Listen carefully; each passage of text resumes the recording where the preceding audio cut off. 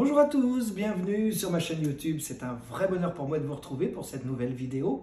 C'est vrai, j'ai vraiment un bonheur immense à vous transmettre ce que je reçois depuis tellement d'années. Petite chose tout de même, pour celles et ceux d'entre vous qui ne se sont pas encore abonnés à ma chaîne, n'hésitez pas, abonnez-vous et ainsi vous serez en temps réel tenu au courant de mes nouvelles vidéos, car c'est vrai que dès que j'ai comme ça une envie de transmettre, eh bien je vous fais une petite vidéo et je vous transmettre. Alors je voudrais déjà m'excuser par rapport peut-être à une certaine fatigue qui se voit aujourd'hui sur mon visage, mais pour une raison très simple. Je sors de consultation et je ne pouvais pas remettre à demain la vidéo que je suis en train de faire pour vous. Pourquoi? Parce que une consultante fidèle qui était avec moi cet après-midi a échangé avec moi, discuté avec moi quelques instants après la consultation d'un sujet un peu particulier et ça m'a donné l'envie de vous transmettre et de vous dire ce que moi je sais par rapport à ce sujet. Une vie pour faire le mal. C'est vrai que le titre, il est assez choc, si je puis dire. Mais il est réel, ça veut dire quoi? Est-ce qu'on vient sur Terre pour faire le mal? Alors je réponds tout de suite, non, non et non. A priori, quand on prépare son incarnation, on vient sur Terre pour une chose et une seule, grandir et évoluer. Et ça ne passe que par l'amour, que par l'échange et que par la fraternité. Mais voilà.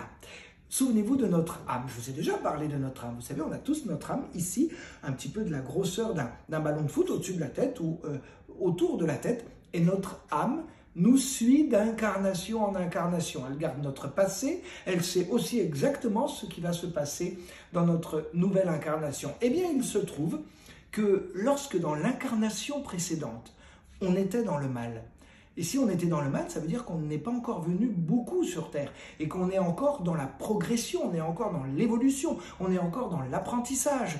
Eh bien, si on était dans le mal, si on a fait du mal dans une incarnation précédente, il y a beaucoup de risques que cela puisse malheureusement se reproduire dans l'incarnation qu'on est en train de préparer. Bien sûr, dans la préparation que l'on fait de notre incarnation, notre guide, notre ange gardien, avec nous, fait tout ce qui est possible pour que jamais on ne retombe dans le mal. Mais regardez, je vais vous donner un exemple sur Terre. Vous aimez le chocolat. Vous l'aimez tellement que vous ne pouvez jamais vous en passer, vous en mangez, vous en mangez, vous en mangez. Bon, au bout d'un moment, on se dit, c'est pas possible, hein, j'en mange trop, il faut que je mette ça de côté. Bon, seulement voilà, si vous allez chez des amis, que vous vous êtes abstenu de chocolat pendant plusieurs jours et que du chocolat traîne sur la table, vous allez faire quoi? Hop, vous allez piocher dans le petit pot qui se trouve sur la table.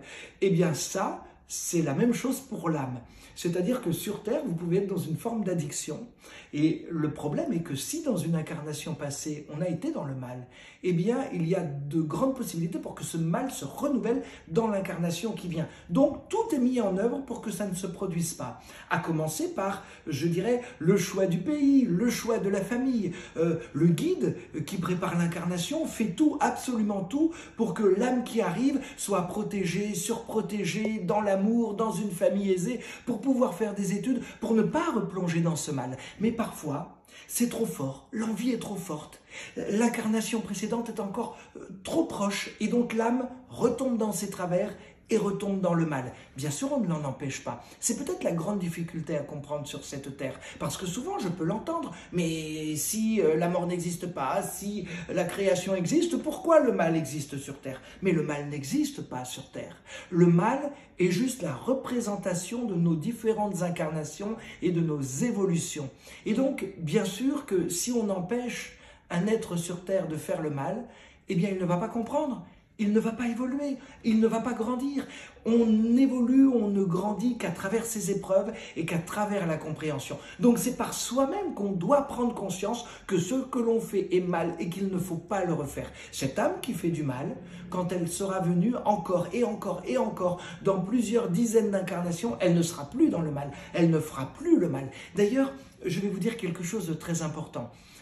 On est tous passés par là.